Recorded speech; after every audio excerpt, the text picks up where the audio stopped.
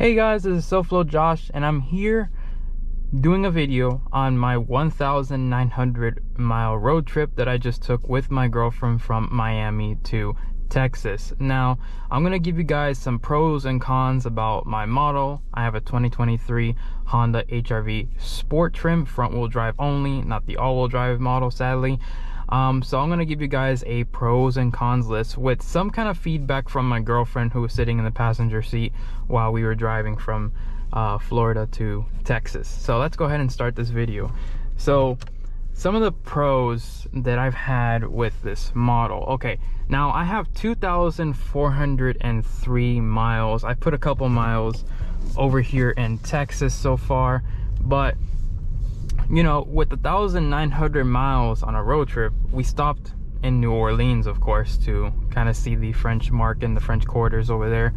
But with that amount of miles, you guys probably want to find out how it is to drive this car on a long road trip. So let's go ahead and talk about the pros first. So the pros are that this model has a very nice soft suspension to it. When we were in the French Quarters market over there in New Orleans, there was a ton of road bumps. Of course, if you guys know New Orleans or you've been to New Orleans, you guys know how the road feels. It's very, very bumpy. There's a lot of holes in the roads. Of course, it's an old it's like a very, very old place. The road is old and everything like that, so it was very bumpy, but the car actually took that bump and, you know, actually didn't make it feel like a rough transition within the body or inside the cabin. So overall, I felt very, very good to be you know, driving. The soft suspension is perfect. Another thing is the infotainment. The Apple CarPlay, a lot of people who have the 9-inch display with the EXL model have had issues with the wireless Apple CarPlay, which is understandable because wireless Apple CarPlay isn't the best and it always disconnects. With wired Apple CarPlay, I had no issues whatsoever. It did not disconnect at all, which is a great aspect of Apple CarPlay in this model. Another thing is the storage space. I had a ton of boxes with me when I was driving from Florida to Texas. I'll be doing a video later on explaining as to why I'm in Texas, and of course a channel update, and talk to you guys of what I'm going to be doing for the channel in the future, but that will be for another video. Also, another pro that I had with this car was the visibility out the car from all sides of the window. Honda is known for having extremely well done visibility from the interior cabin looking outside, and I really do feel like they did a really good job with the amount of visibility there is from all sides of the window, even the rear when you're looking through the rear mirror. Now let's talk about the cons, and there's a lot of cons. Power delivery, how was that like? Merging onto the highway, it was sluggish, very, very sluggish, even for the front wheel drive model that weighs less than the all-wheel drive model.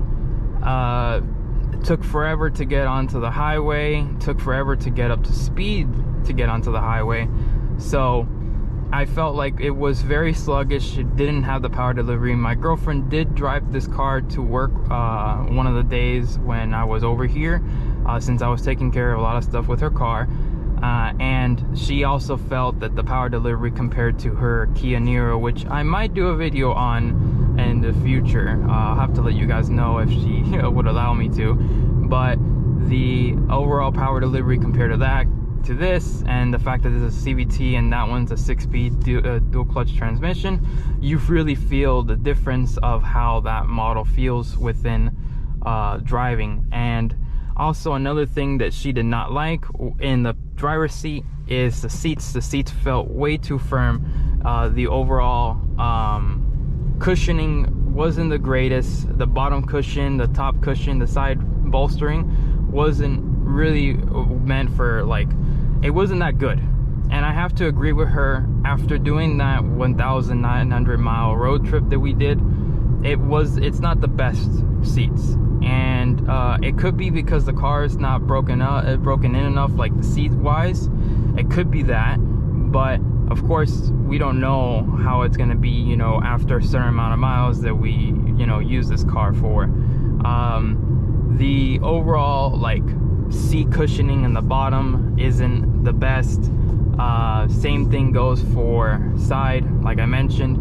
Another con that we had was the heated seats. Now, this model comes with the heated seat standard, the trim level that I have, which is great. The issue with the heated seats is that you put it on 3, and after about 15 minutes or so, the heating for the seats actually dies down, and it will automatically switch to the second stage, which in the second stage you feel nothing of, and you feel no heat whatsoever, which is a really huge thing in this car, especially when you're doing a long road trip. Mind you, this model does not come with lumbar support. Apparently, Honda still thinks that lumbar support is a luxury feature or a higher up model, like a CR-V or even the Pilot, which those cars are meant for road trips. But then again, I mean, this is a CUV. You want to have those type of features like the lumbar support, and this car sadly does not have the lumbar support, which really sucks because you need that. I need that. You know, I've worked in a warehouse for about 4 or 5 years, and carrying boxes that weigh more than 50 pounds, you need that, especially sitting down for quite a while on a road trip. And the heated seats are there to provide that kind of heat for your, you know, your back to feel better, and like the cushioning in the back at the bottom. But let me tell you, it was hot in the beginning, but then it just dies down, and then it goes to number 2. Now, the issue that it could cause, the reason why the heated seats aren't really being as effective, is because of the fact that these are the cloth seats. Maybe it might be different with the EXL that has the leatherette seats. If any of you guys who have an EXL, please do let me know about these seats, if the heated seats die down after about 15 minutes of usage. I would love to know if you guys can let me know that, because if that's the case, then at least we know that it's because one is cloth and then the other one is leather. But like I mentioned, it's very hard to, you know, figure out exactly what the problem is, but you need those heated seats. I needed those heated seats, trust me. And I especially needed those, you know, that lumbar support when it came to driving on the road. Another key thing with this model, I know that some people have asked me about mileage. Now, when I did that road trip to Orlando, which I met up with my girlfriend over there in Orlando, I got 33.5 miles to the gallon, which is 1 mile per gallon higher than what, of course, the EPA was saying, which was good. Now, with this road trip, I didn't get that. I didn't even get close to it. I got 32 miles per gallon, which is what the EPA actually has currently said that this model offers, which not bad. You know, it's still over 30 mpg, but let's just be realistic. You expect a little bit better fuel economy from a 2.0 liter naturally aspirated 4-cylinder compared to, let's say, I guess like a turbocharged high performance engine, which was my previous car. I had a high performance 4-cylinder turbo engine, and that one actually got, from what it seems like on the EPA standards, I never really tested it fully, it seems like that model actually got better fuel economy than this. But you know, that's an issue with one of the situations with this car. Now, the key thing is that I knew what I was getting into with this car. I knew it didn't have lumbar support.